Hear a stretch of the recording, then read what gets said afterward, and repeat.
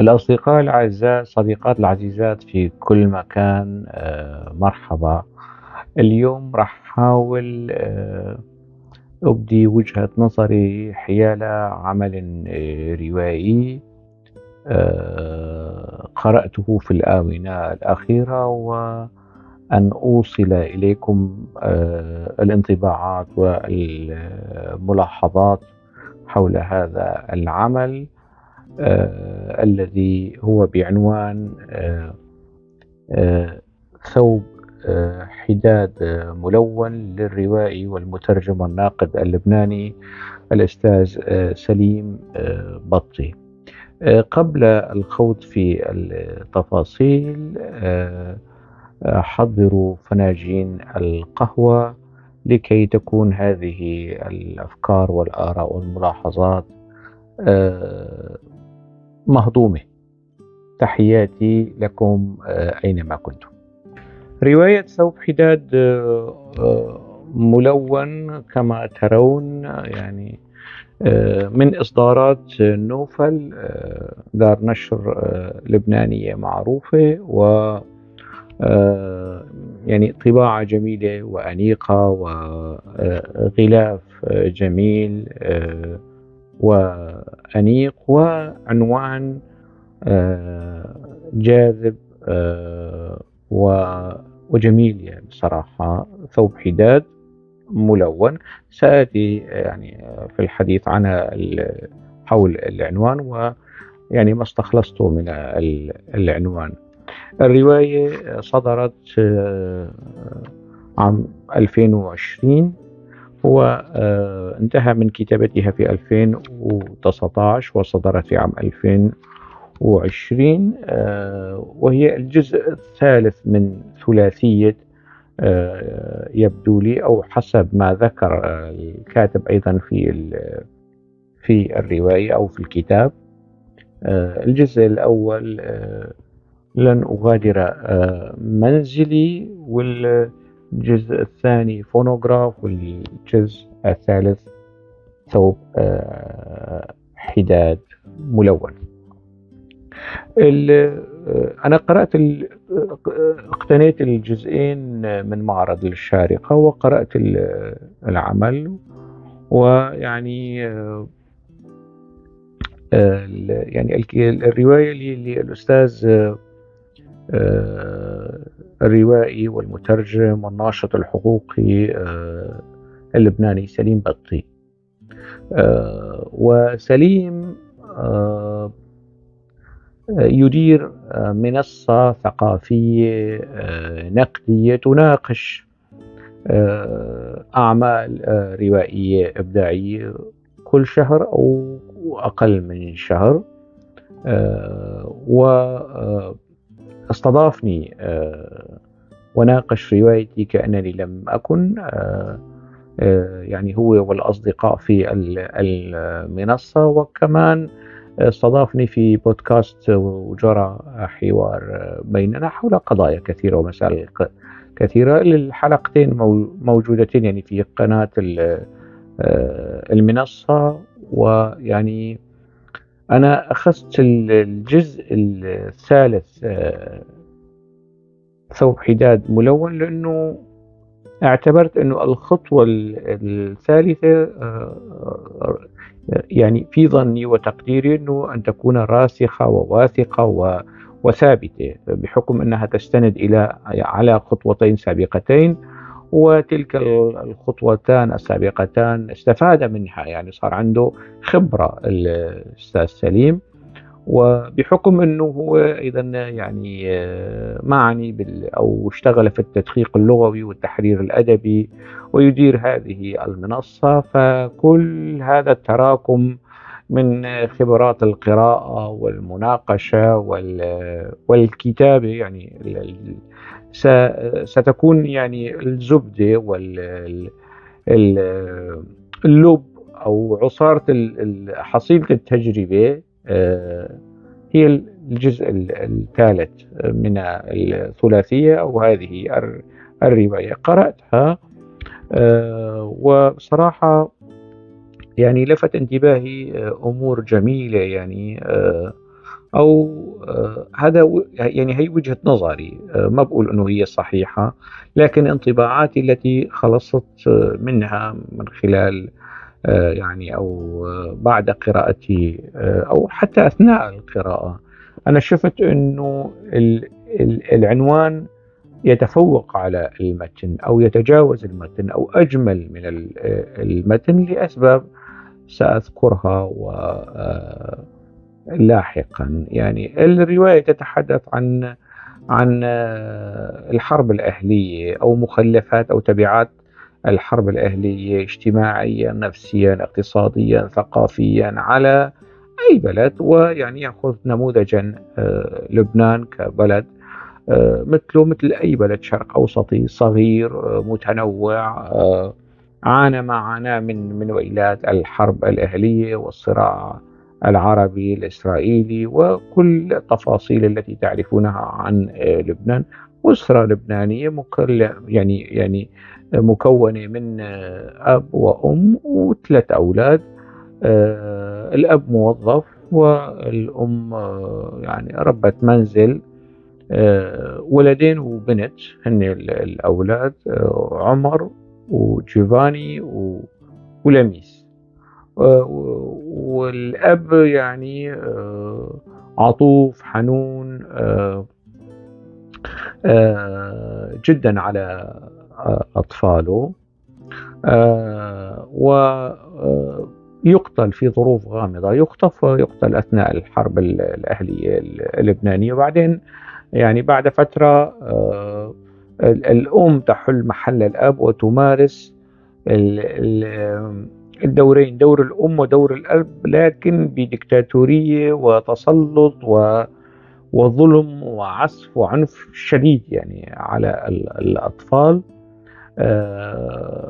بالضرب والتعنيف اللفظي والفيزيائي والجسدي. يعني تمارس يعني تسلطا فظيعا على أطفالها اليتامى.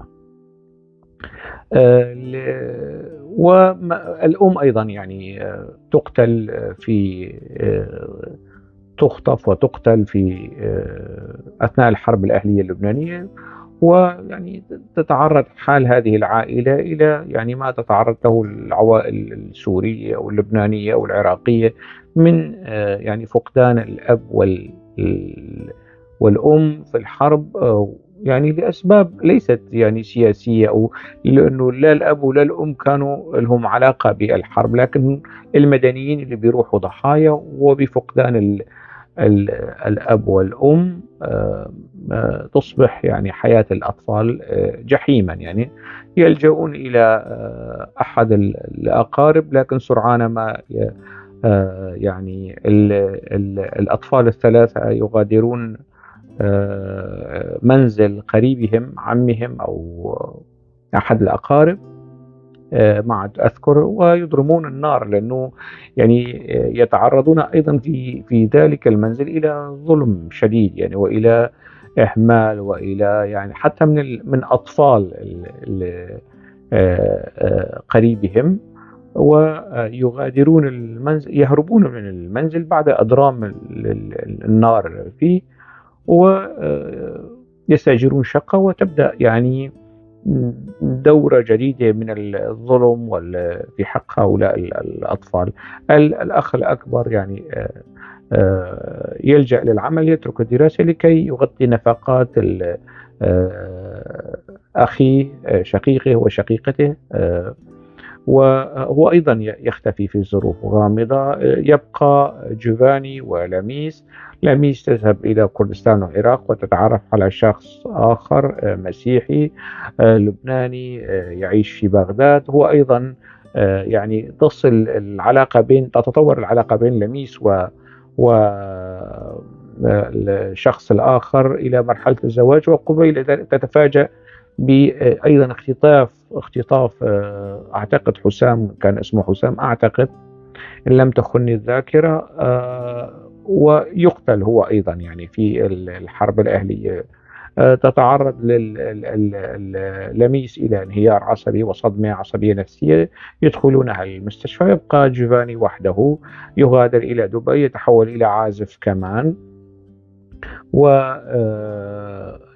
يعني ومن ثم في النهاية في المحصلة يعود إلى لبنان، يعود إلى بيروت. هذا باختصار تفاصيل الرواية. العنوان: ثوب حداد ملون.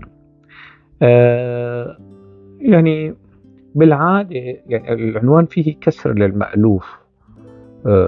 بالعادة يعني الحداد أو ملابس الحداد تكون داكنة أو سوداء، ويعني في أحسن الأحوال تكون داكنة، لا تكون يعني فيها ألوان صاخبة أو فاقعة أو كذا.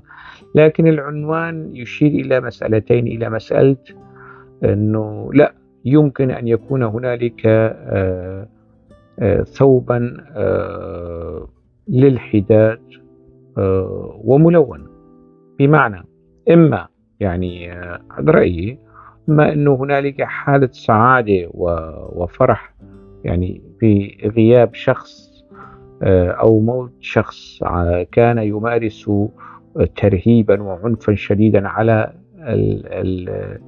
الشخص الذي يرتدي ثوب حداد ملون. يعني الموضوع ليس حدادا بقدر ما هو احتفاء أو فرح، أو أنه لا، الموضوع مش هيك. الموضوع أنه الناس أحيانا نجدهم بملابس زاهية وأنيقين وجميلين في الظهر، لكن في الداخل هم مسكونون بحداد أبدي. وبالتالي علينا أن لا نحكم على البشر يعني وفق هيئاتهم أو شكلهم. يعني ليس بالضرورة الملابس الملونة هي تعبير عن الفرح، وليس بالضرورة الملابس السوداء أو الداكنة هي تعبير عن الحداد والحزن. و يعني في هذا الإطار العنوان جميل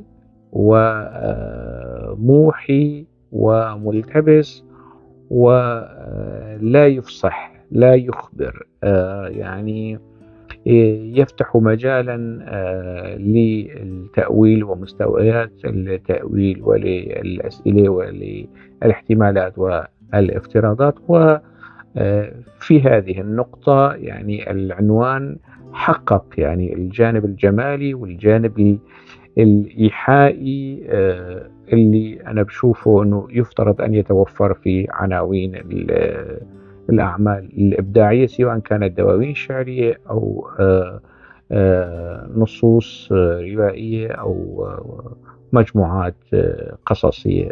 أنا مع العنوان وأعجبني العنوان 100%، إلى درجة يعني وصلت إلى خلاصة أنه العنوان أجمل من المتن، وبل تجاوز المتن في هذا، يعني في الطاقة والحمولة الأدبية والإيحائية التي أتيت على ذكرها. لماذا المتن يعني كان يشكو مما يشكو؟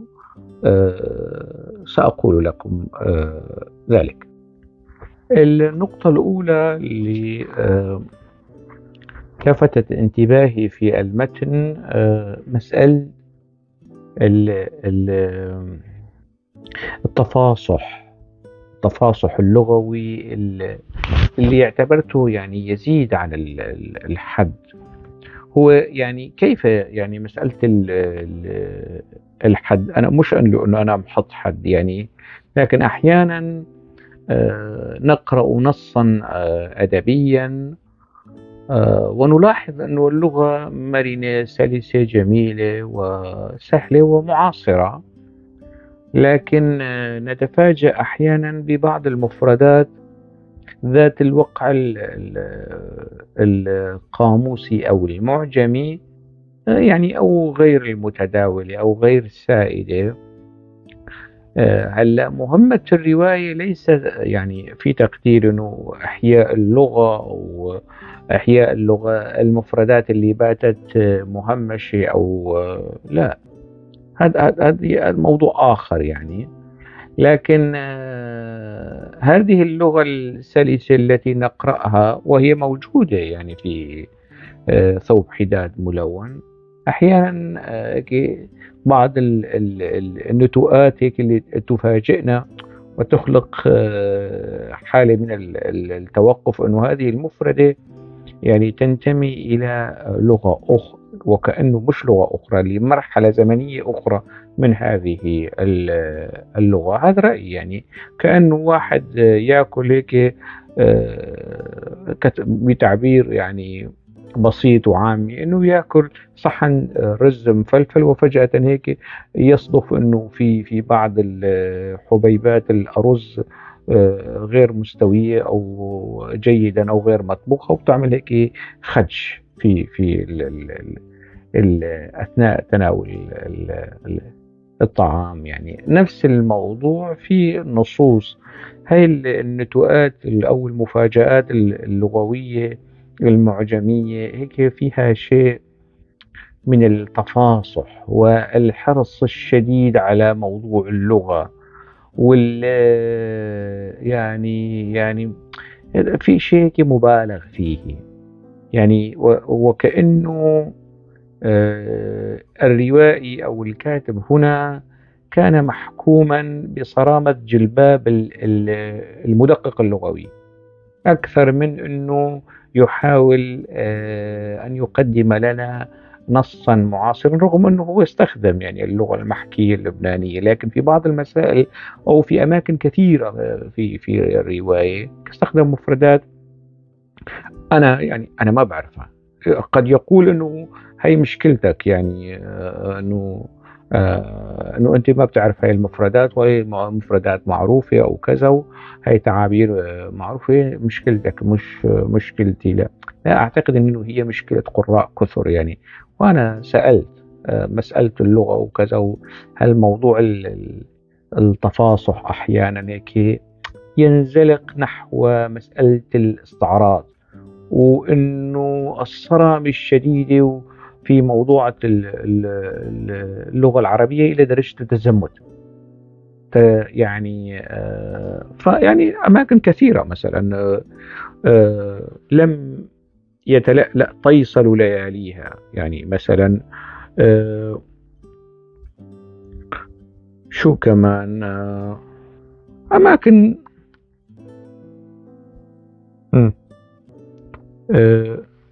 تحرن قبالة مرآة الحمام، تلصق وجهها العباسة ولا تجففه. يعني طيصل تلصق يعني في كمان كتير يعني مثلا حتى في يعني مسألة النحو انه حذف نون يكن يعني مثلا في أماكن كثيرة يعني مسألة جواز حذف النون أو وجوب حذف النون. المسألة كمان يعني إذا حافظ على يعني إبقاء النون وترك السكون، بعتقد أنه ما كان راح يصير صدع كبير في النص. هو يعني لم يكن حذف النون يعني من الفعل المضارع يكن في أغلب الأماكن. لكن في الصفحة هون 199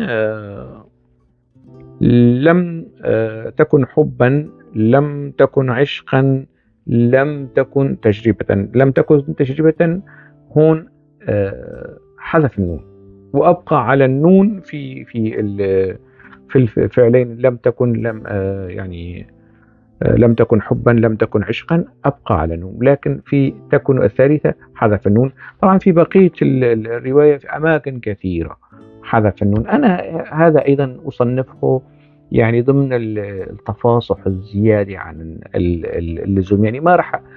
يعني ما رح يحاسب القارئ أو حتى الناقد أو حتى المدقق اللغوي يعني بشدة ويشهر في وجه سليم بطي يعني صوت اللغة العربية أو عصا اللغة العربية، أنت لماذا لم تحذف النون هنا مثلا يعني. فهون هذا على سبيل يعني في مسألة التشدد في هذا الخصوص. في أماكن كثيرة مثلا مفردات استخدمها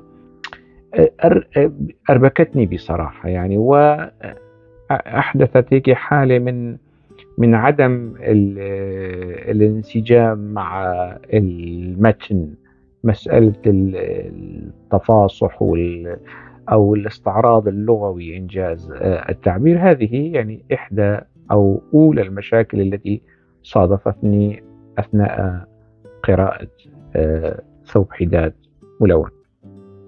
جرت العادة أنه الكتاب والأدباء والروائيين والروائيات أنه يستخدموا عتبات لنصوصهم الروائية أو القصصية وحتى دواوين الشعر، يعني قول مقتبس من رواية أو من كتاب مقدس أو من أسطورة أو من أي شيء، يعني كتمهيد أو توطئة للدخول إلى النص. وربما الموضوع يعني يتجاوز إلى قولين أو إلى، يعني أنا أصلا لا أميل إلى هذا الموضوع أو لهذه الطريقة في الكتابة. في هذا النص ثوب حداد ملون هنالك يعني في حدود 12 عتبة موزعة على كل يعني الفصول.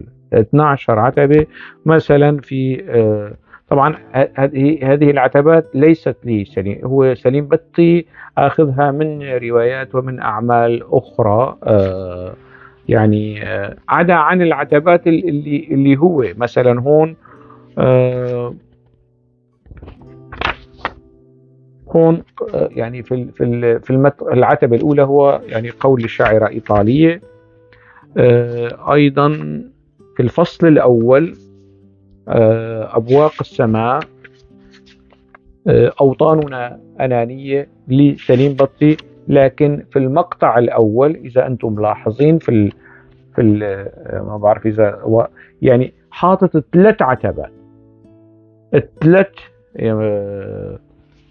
يعني أحمد محسن صانع الألعاب المقتبس له، كمان حجي جابر رغوة سوداء مقتبس، كمان لمجد كردية أيضا 3 مقتبسات كتوطئة و3 عتبات.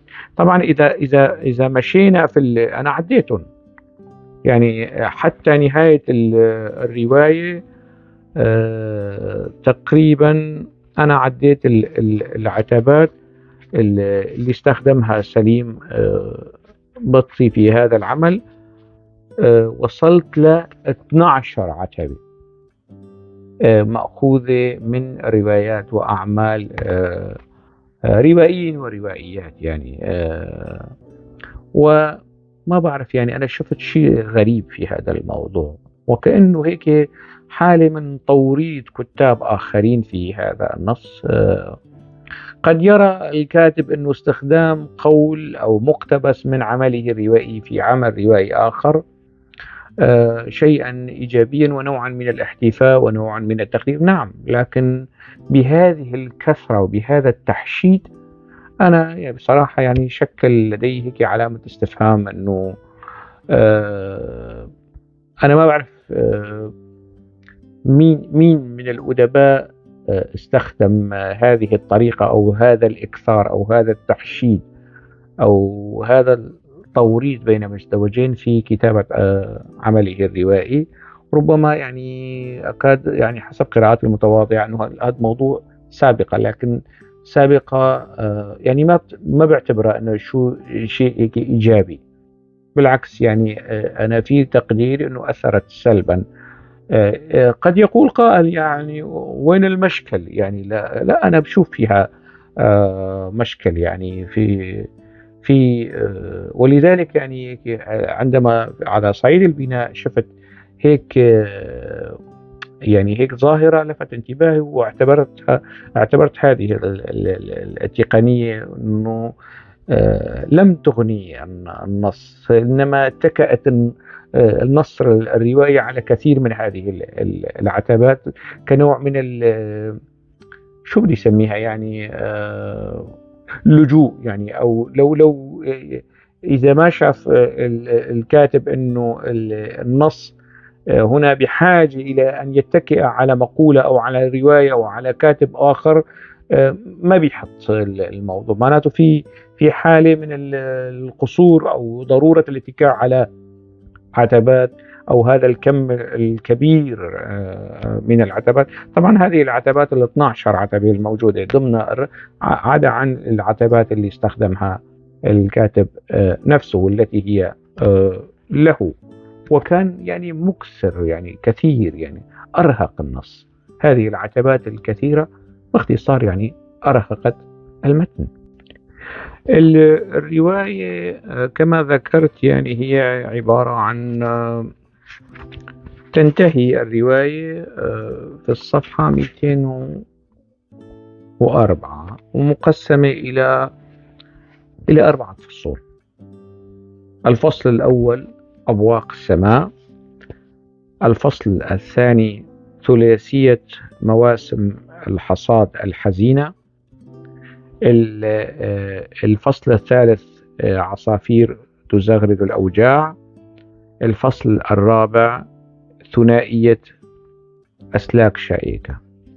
لاحظوا معي يعني ثلاثية في الفصل الأول ما في التقسيم هذا، في الفصل الثاني ثلاثية، في الفصل الثالث ثنائية، والفصل الرابع أيضا ثنائية. لكن المشكل مش هون في تقديري، يعني المشكل أنه مثلا خلاص يعني الفصل الأول أبواق السماء، الفصل الثاني ثلاثية مواسم الحصاد الحزينة، ما في داعي أنه الموسم الأول بدل مفقود، الموسم الثاني تائه في أمسي، الموسم الثالث أطفال بأجساد هرمة. يعني خلاص يعني بلاها هاي الموسم الأول، الموسم الثاني، الموسم الثالث. أنت في العنوان الفصل حاكي عن المواسم، وأنت حاكي ثلاثية، فبلاها تقول انه الناس القراء راح يعرفوا انه الموسم الاول بدل مفقود، الموسم الثاني تائه في امسي، والموسم الثالث اطفال باجساد هرمه. انت حاكي في العنوان، عنوان الفصل حاكي انه ثلاثيه ومواسم، يعني ما الداعي انه تذكر الموسم الاول والموسم الثاني والموسم الثالث، واذا كانت رباعيه الموسم الرابع، وكانت خماسيه الموسم، وهكذا. يعني ما في داعي. حتى في الفصل الثالث ثنائيه عصافير تزغرق الأوجاع، خلاص طالما أنه موضوع مذكور ثنائية، ما في داعي تكتب أنه يعني الوجع الأول والوجع الثاني. في الفصل الأخير الرابع يعني ثنائية أسلاك شائكة كمان، يعني ما في داعي تقول السلك الأول والسلك الثاني، خلاص. يعني هل مسألة الهندسة والزيادة في الشروح أنا بعتبر هذا يعني زيادة في الشرح، وعدم التعويل على ذائقة ووعي القارئ في هذا الخصوص. وكان بإمكان يعني الكاتب أنه يتجنب يعني الشروح في عناوين الفصول. طبعا الفصول مقسمة إلى فصول يعني، والفصول الداخلية اللي هي جزء من الفصول الخارجية أو الفصول الرئيسية عفوا. الفصل الرئيسي، الفصل الأول والثاني 4 فصول رئيسية، لكن ال3 فصول الرئيسية مقسمة إلى 3 فصول فرعية وفصلين فرعيين وفصلين فرعيين، وأيضا الفصلين الفرعيين مقسمين إلى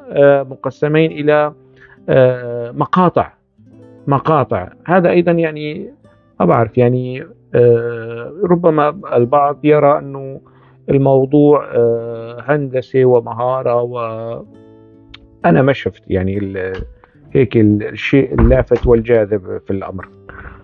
معلش أنا آسف، الباب اندق وانفتح وعمل شوية تشويش. المشكل الرابع أو المشكلة الرابعة اللي أنا يعني صادفتها في النص، إنه يعني استهل الكاتب الرواية يعني بفقرة يتحدث فيها عن الكتابة، ويتحدث فيها عن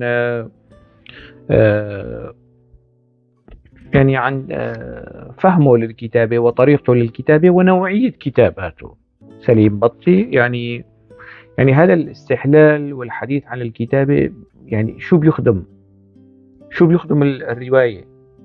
يعني بإمكان أن الأستاذ سليم يحكي في بودكاست، في حوار صحفي، في مقابلة، في على الفيسبوك، فهمه للرواية، فهمه للكتابة، فهمه للشعر، فهمه يعني. أما أن يعني يخصص فقرة يعني صفحتين وشوي ويحكي فيها عن الكتابة مثلا، صدى تسمعه وتبكيه أيعول عليه، لا صخب في كتاباتي. وبيحكي يعني مسألة الكتابة، الكتابة هي أنا، ذلك الجنين الممعن في أذاه. كمان يعني بيستكمل حديثه يعني هي بالمحصل يعني عم يحكي عن الكتابة وعن مستويات تفاعله مع الكتابة ومفهوم الكتابة و ورؤيته هو لكتاباته. سليم بطي، ويعني وقع هذا المقطع بسليم تورنتو 2019. أنا شفت أنه هذا الموضوع يعني زيادة يعني فائض، لا يعني ما خدم النص بشو أنا ما شفت خدمة يعني بشو خدم النص. بالعكس يعني أثقل كاهل النص بشيء يمكن قوله في مناسبات ومقامات وأخرى، ليس يعني في هذا الكتاب. بعدين يعني لنفترض جدلا أنه مثلا خلاص عادي، وين المشكل في الموضوع؟ طيب في نهاية العمل الرواية أيضا كلمة أخيرة بيحكي فيها كمان عن هاي الرواية، وبيشرح يعني هاي الرواية أنه هذه الرواية هي الجزء الثالث من ثلاثية لن أغادر منزلي، بجزئها الأول. يعني أي الثلاثية كلها عنوانها لن أغادر منزلي. بجزئها الأول لن أغادر منزلي، والجزء الثاني فونوغراف، والجزء الثالث يعني صوب حداد ملون. في نهاية فونوغراف قلت كذا كذا كذا. والمهم كان علي أن أبوح عنه الكثير. وبيحكي عن يعني كمان بيحكي يعني بس مسألة اكتبني، وبيحكي عن جوفاني بطله الشخصية الرئيسية في الرواية أو السارد الرئيسي. يعني هل المقطع الأخير كمان سليم مطار تورنتو تموز 2019، هذا الكلام أيضا يعني في الحديث عن خلاص تقول خلي القارئ أو أنه في تصريح صحفي أو في يعني الواحد يستشف أنه هذا الموضوع يعني الأعمال الثلاثة هي عبارة عن عمل واحد من ثلاثة روايات، يعني هي رواية مركبة. ما بداعي الواحد يرجع يحكي عن أنا اشتغلت كذا وأنا كان كذا وبطل الرواية كذا والمسائل هي. يعني في كمان من باب التنويهات يعني مسألة كمان يعني أنا شفت أنه هل المدخل والخاتي الرسالة الأخيرة هذلون اثنين يعني عملوا هيك حالة ضغط على المتن الروائي، وكان بإمكان إذا حذفناه من الرواية ما رح يعني يعني لن يحدث الحذف صدعا في متن الرواية، على العكس تماما سيجعل المتن أكثر آه، يعني رشاقة وحيوية مما هو موجود حاليا ضمن دفتي الكتاب. في كمان شغلة يعني ما بعرف إذا فينا نعتبرها مشكلة ولا لا. لا، فيني أنا بعتبرها مشكلة يعني. وهي التصدير. يعني في الصفحة 207 في هون يعني في الصفحة ما كتب عن الرواية وعن الروائي في الصحف اللبنانية أو في الصحف العربية. ابتكر سليم بطي مفهوما خاصا عن الانتماء، جعل منه انتماء لذكرى لا لمنزل أو بلد. جريدة الأخبار رواية تؤرخ مرحلة مهمة من تأثير النزاع المسلح على الإنسان. جريدة القدس العربي. وهكذا واحد اثنين جريدة النهار، جريدة الاندبندنت العربية، وجريدة البيان الإماراتية. يعني الأستاذ سليم هو أستاذنا ويعي أنه يعني كل جريدة أو موقع إلكتروني بيكتب في نهايته أو الأغلب أنه المقالات الواردة في الموقع أو الصحيفة ليست بالضرورة تعبر عن وجهة نظر الكاتب. الآن ما هو موجود هنا هذا رأي جريدة الأخبار. أنا معني بما هو مكتوب، يعني مش مكتوب اسم الكاتب، مش مكتوب اسم الصحفي أو الكاتب أو الناقد اللي صاحب وجهة النظر هذه. يعني مين هذا الكاتب اللي قال ابتكر سليم بطي مفهوما خاصا من الانتماء عن الانتماء، جعل منه انتماء لذكرى لا لمنزل أو بلد. جريدة الأخبار. هل هذا كلام جريدة الأخبار كجريدة أخبار كمؤسسة صحفية لبنانية، أم كلام المحرر الثقافي أو بيير أبي صعب أو خليل الصويلح اللي بيكتبوا بجريدة الأخبار اللبنانية، أو مثلا القولة؟ كلها يعني المقتبسات المنسوبة أو المنشورة في هذه الصفحة الخمسة منسوبة لمؤسسات، وكأنه هذا رأي وموقف المؤسسة حيال عمل سليم بطي، مش رأي كتاب داخل المؤسسة أو مش رأي كتاب نشرت لهم هذه الصحف العربية واللبنانية. هذا أيضا يعني شيء شفته غريب. ويعني سليم بيدقق يعني في مسائل النحو والصرف واللغة والمعرفة والنكرة، واللي تعرف بأل واللي ما بتعرف بأل، كلها كيف فاته أنه إما أن يذكر يعني أن يذكر أنه اسم الكاتب اللي نشر هذا الكلام لمين؟ هل هو للجريدة؟ لا أعتقد أنه للجريدة، لأن الجريدة كل الصحف بتحط أنه والله الآراء المنشورة ليست بالضرورة رأي الجريدة. وهذا الكلام أيضا ليس يعني يصنف أو يعني يمكن يعني تصنيفه أو إدراجه ضمن أنه لا يمثل بالضرورة وجهة نظر الصحيفة أو الجريدة. وبالتالي يعني شفته شيء غريب، يعني أنه الجريدة 5 صحف ويعني مدائح بهذا النص، و دون أن يعني ولا واحد أو مقتبس من هذه المقتبسات الخمسة يعني شفنا اسم الكاتب. مين صاحب هذا الرأي، هذا الموقف النقدي أو حكم القيمة اللي أطلقوا على هذا النص الروائي ثوب حداد ملون؟ نقطة أخرى ما بعتبرها مشكلة، هي هي ملاحظة أنه الإهداء، يعني في مقدمة الرواية هنالك إهداء إلى الكاتبة والناقدة اللبنانية مي منسي، اللي يعني غادرتنا في سنة 2019.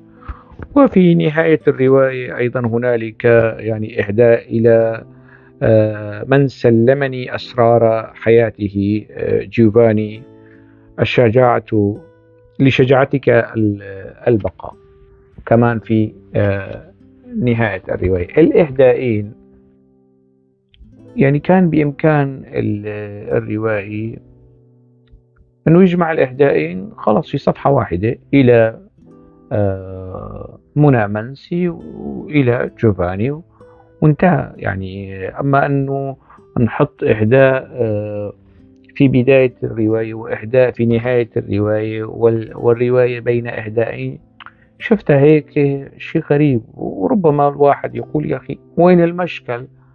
هذا اجتهاد، هو اجتهاد يعني، هو اجتهد، ولكن ليس بالضرورة أن يكون هذا الاجتهاد مصيبا، وليس بالضرورة أن يكون مخطئا. لكن يعني أنا شفته شيء هيك غريب. يعني ما الذي يمنع أنه الإهداء يعني وفق المتعارف عليه وهو ناقد، يعني البناء، يعني الاجتهادات الإبداعية في مسألة التجريب أنه تكون ضمن النص، مش في قضية الإهداء. لربما أنه يكون لا، موضوع الإهداء كمان يحتمل هكذا اجتهادات، فليكن هاي وجهة نظر يعني تقبل الصواب والخطأ كمان. في سياق العمل الروائي يعني هنالك إشارات إلى مسألة اللاجئين ومعاناة اللاجئين نتيجة الحروب سواء في لبنان أو في سوريا. ويعني تم ذكر الطفل الكردي السوري الذي هزت صورته العالم غريقا على شواطئ بحر إيجا في تركيا في محافظة إزمير. آلان الكردي هو الأستاذ سليم تحدث عن آلان، لكن تحدث وفق يعني اسمه الشائع خطأ في الإعلام، وكاتبه إيلان يعني هو، لكن هو الاسم الكردي يعني نطقا وكتابة آلان يعني ربما أنه حرف ال A في اللغة الإنجليزية هيك عمل حالة من التحوير. حتى بعض يعني بعض الكتاب العرب سموه عيلان بالعين يعني، لكن الأصل الكردي والاسم يعني اسم الطفل آلان. كان بإمكان الأستاذ سليم أنه يسأل يعني الأكراد، ولديه مجموعة من الأصدقاء الأكراد، أنه أيهما صح، يعني اسم إيلان أم آلان. لم يسأل، لكن هو ذكر يعني في الصفحة 26 مرة، 2 3 4 5 5 مرات ذكر اسم آلان، ذكره إيلان. والصواب يعني مثل أحيانا أستاذ سليم هيك بيقول أنه لا تقل كذا وقل كذا، إذن بإمكاننا أن نقول أنه لا تقل إيلان وقل آلان، مش مشكل. لكن يعني واحد لما بيلفظ مثلا أحيانا واحد اسمي كمان هو شانج بيلفظه بشكل خاطئ، يعني واحد مثلا بس حاول تصحح له الخطأ هذا كمان مش من باب التخطئة، أو بقدر ما هو من باب يعني التصويب، يعني تصويب الاسم، يعني أنه ورد وكتب ونشر وطبع ووزع بشكل خاطئ في هذه الرواية، وكان بالإمكان تلافي هذا الخطأ اللي هو خطأ شائع يعني في ثوب حداد ملون. نقطة أخرى، يعني النقاط كثيرة بصراحة. هي مسألة منطق الأحوال والأشياء، يعني أنه عائلة مسيحية لبنانية ممكن أن يكون فيها لميس وجيفاني، لكن أنه يكون فيها عمر كمان، يعني أنا شفتها شوي هيك غريبة، يعني أنه مثلا لميس وعمر كمان معقولة، بس جيفاني هذا الاسم الإيطالي يعني، ولميس معقولين مضبوطين ممكن يعني، أما عمر اسم عمر هيك شفته هيك غريب. أنا شفت غريب، يعني قد يقول قائل إنه إيه وارد إنه عائلة مسيحية تسمي أحد أبنائها باسم إسلامي، أو ذو هيك وقع إسلامي مثل عثمان أو علي، وارد. لكن إنه هذا التنويع، إنه مثلا لميس وجيفاني وعمر، هيك شفت هيك شوي غريبة يعني.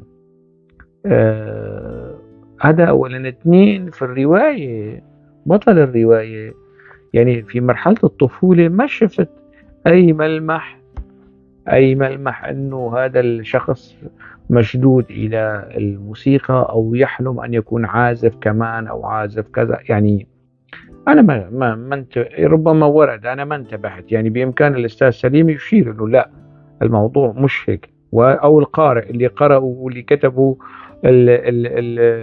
الدراسات النقدية أو القراءات النقدية حول العمل أنه لا، فجأة يعني نتفاجأ أنه في الإمارات جيفاني تحول إلى عازف كمان، وعازف كمان متمكن ويقدم حفلات ويعني على المسارح،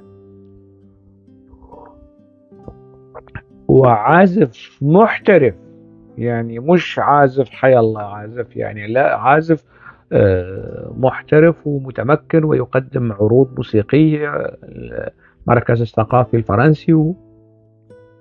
هالموضوع كمان لفت انتباهي، انه كيف هيك صار، يعني منطق الاحوال والاشياء وتطور الشخصيات هيك فجأة انه تظهر لديه هذه الموهبة ويتقنها وبسرعة قياسية، يعني شفته شوي غريب يعني.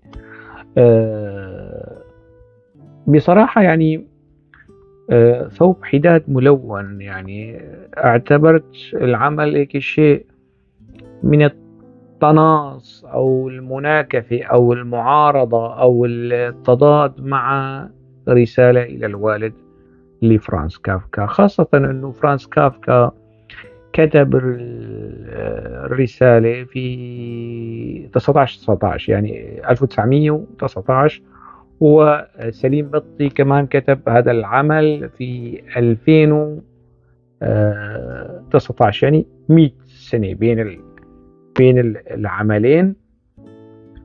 هذا من جهة. من جهة أخرى يعني مسألة النقمة الشديدة على الأب من قبل كافكا، المعادل المناقض أو المناهض أو المعاكس عند سليم بطي هو النقمة الشديدة جدا حتى تتجاوز كافكا على الأم، يعني على جيفاني، أنه الأب كان حنون وعطوف وبيحب، يعني نبع بحر من الحب والحنان، بينما الأم متسلطة وقاسية، وكأنه جايبة الأولاد من الشارع، بتعنفهم وتضربهم بالعصاية، ويعني تخلق لأطفالها حالة من الرهاب، وهي عديمة الأمومة وحتى عديمة الإنسانية، يعني حالة. هل الرواية يمكن أن نقول أنه هي المناهض لكافكا على مسألة أنه مديح الأب وذم الأم. الرواية ثوب حداد ملون هو مش بس ذم الحرب، لا، ومش بس ذم الوطن لبنان، كمان ذم الأم يعني جيفاني في جيوفاني في هذه الرواية. في هذا العمل يعني هنالك نقد شديد للبنان وواقع لبنان وطنا وهوية ومجتمعا والفساد السياسي وكل التفاصيل اللي بتشوفوها حاليا في لبنان، وهذا صحيح وهذا محق. لكن في نهاية المطاف الراوي بيجيب البطل تبعه من من دبي، وبيرجعه كمان للبنان وبشيء من يعني الاشتياق. ومن وين جاء هذا الاشتياق؟ يعني ما في شيء يعني في لبنان يعني يجعل هذا البطل يشتاق إلى هذا البلد بعد كل هالمسيرة من الانتقاد الشديد اللي هو موجود في متن الرواية آه، للبنان ولبيروت تحديدا. يعني ملخص القول في هذه الرواية، أنا يعني العنوان أجمل بكثير من المتن، والغلاف كمان يعني موحي وجميل ولوحة بصراحة. يعني اللون الأزرق والأحمر والأصفر، الدائرة اللونية، الثلاث ألوان الرئيسية اللي بتتشكل منها بقية الألوان عن طريق المزج يعني الخلفية المصقلة قد تكون يعني أرضية من الزجاج أو بلور نافذة أو أيا يكن. المهم العنوان جميل والغلاف جميل والمحاولة جميلة مع كل الملاحظات والمشاكل الموجودة فيها. لكن يعني يا ليت العمل كان يعني خاليا مما يعني صادفته من مشاكل وهفوات و يعني أخطاء أعتبرها يعني أثقلت المتن وعززت لا مو عززت. العنوان حلو والغلاف حلو والمتن يعني بين يعني آمل أن تكون هذه الملاحظات يعني ما تكون شوي قاسية، لأنه أحيانا ويكون يعني أستاذ سليم صدره رحب يعني لتلقي هذه الملاحظات، وهي ملاحظات يعني حرصا على النص. وآمل أن نقرأ له لاحقا عناوين روائية أو نصوص روائية بعناوين أجمل وبمتون أقوى وأكثر تماسكا وعمقا وقوة. حتى موضوع آخر، ألقاكم على خير.